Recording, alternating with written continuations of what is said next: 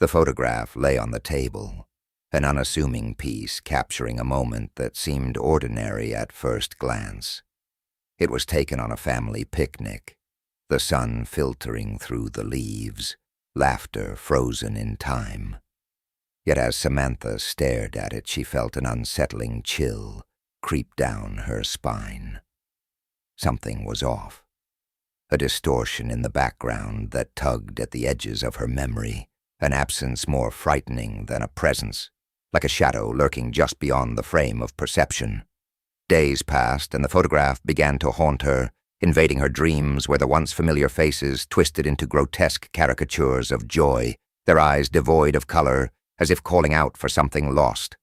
Each night she would awaken in a cold sweat, the image seared into her mind, the weight of their vacant stares pressing down like a lead blanket on her chest.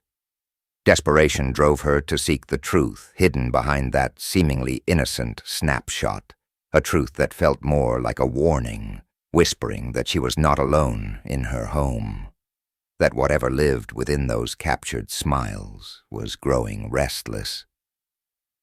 Samantha's obsession led her to research the history of their picnic, every article choked with tragic tales of visitors who had disappeared in the woods nearby. Friends and family had warned her to let it go, yet she pressed on, her determination fueled by the feeling that the photograph was more than just a relic of the past.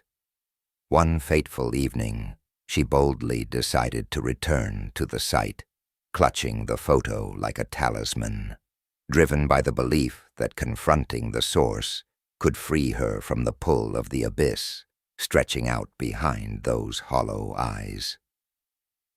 As the sun dipped below the horizon, the woods transformed, shadows deepening into gnarled figures, the air thick with an oppressive silence. It was then she understood the unspeakable truth. The photograph was not merely a memory, but a portal. She felt it tugging her, drawing her deeper into the forest, the very essence of the moments captured on paper clawing at her reality. The faces from the picnic emerged from the darkness, now encroaching on her with the same hollow gazes, their once joyous laughter twisting into a chorus of despair.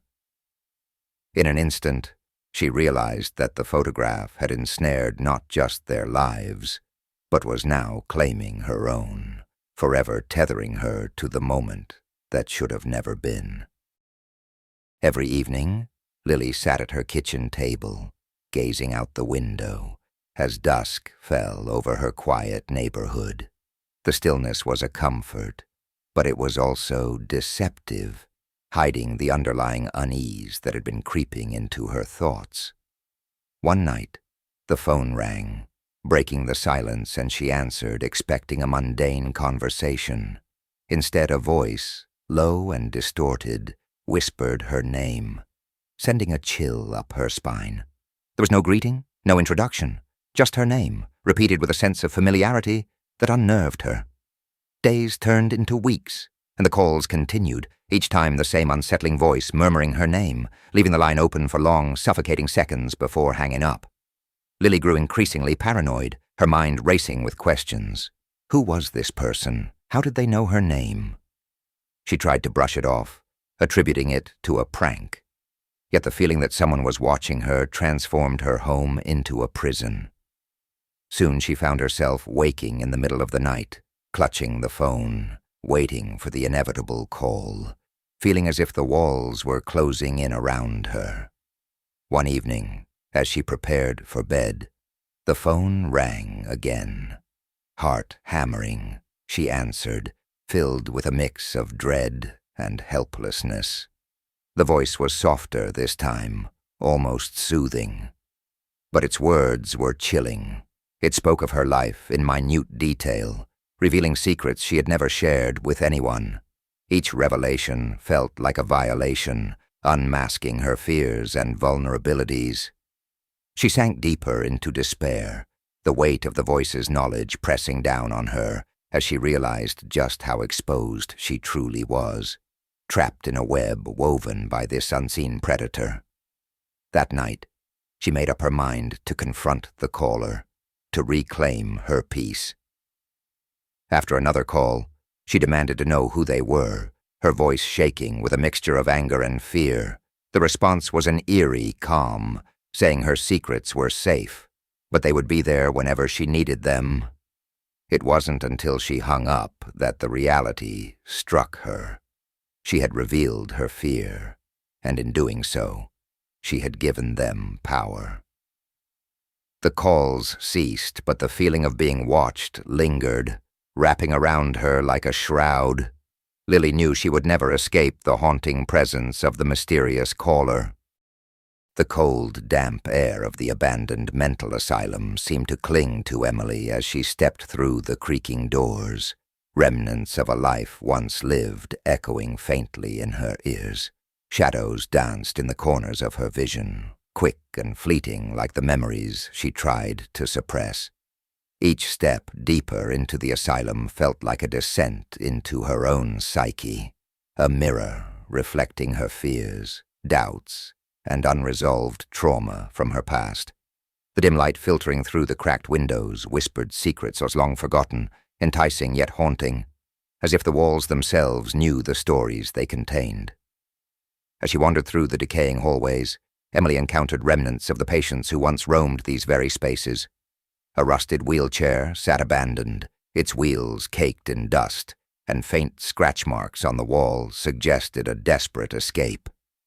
The air grew heavier, filled with a suffocating silence that pressed against her chest, compelling her to press forward.